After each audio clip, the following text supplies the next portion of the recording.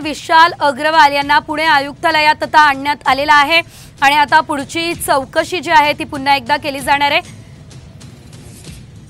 तर आपण ही दृश्य पाहतोय, विशाल अग्रवालला पुणे आयुक्तालयामध्ये आता आणण्यात आलेला आहे। या संदर्भात आता पुढे चौकशी सुद्धा केली जाणार आहे। तर आता विशाल अग्रवाल हा खरं तर 24 तारखेपर्यंत पोलीस कोठडीमध्ये आहे आणि त्यानंतर आता चौकशीसाठी त्याला पुणे आयुक्तालयात आणण्यात आलेला आहे। याआधी आपण पाहिलेलं आहे वेदांत अग्रवालच्या ड्रायव्हरला सुद्धा या ठिकाणी आणण्यात आलेलं होतं।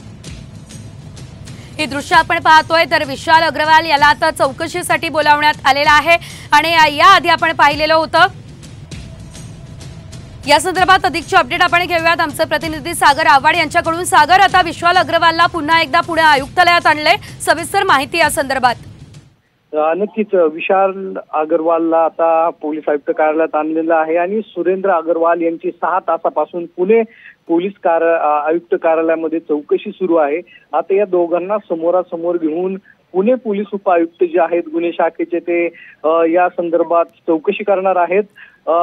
पोलीस उपायुक्त त्याचबरोबर पोलीस एसीपींच्या कार्यालयामध्ये सुरेंद्र अग्रवाल हे सध्या बसलेले आहेत। तर पोलीस उपायुक्त असतील त्याचबरोबर एसीपी असतील यांच्या कार्यालयामध्ये आता सुरेंद्र अग्रवाल त्याचबरोबर विशाल अग्रवाल जे आहेत ते आतमध्ये आता आणलेले आहेत आणि काही वेळामध्ये सुरेंद्र अग्रवाललाही समोर आणून दोघांची चौकशी केली जाण्याची शक्यता आहे। सुरेंद्र अग्रवालचा जबाब जो आहे तो आज नोंदवण्यात आलेला आहे आणि 6 तासानंतरही आता या चौकशीतून काय समोर येते ते पाहणं महत्त्वाचं ठरणार आहे। या दोघांची समोरासमोर चौकशी होण्याची शक्यता आहे, त्यामुळे आता विशाल अग्रवालची चौकशी पोलीस उपायुक्तांनी पुन्हा सुरू केली।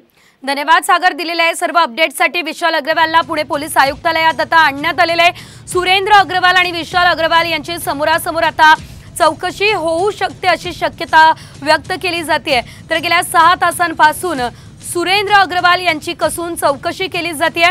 तर साधारणतः 2009 मधील जे प्रकरण आहे त्या संदर्भात आज सुरेंद्र अग्रवाल यांना बोलावण्यात आलेलं होतं आणि त्यांना अटक झालेली नाहीये, त्यामुळे अनेक आरोप करण्यात आलेले होते। मात्र आता सुरेंद्र आणि विशाल यांची समोरासमोर चौकशी होणार असल्याची माहिती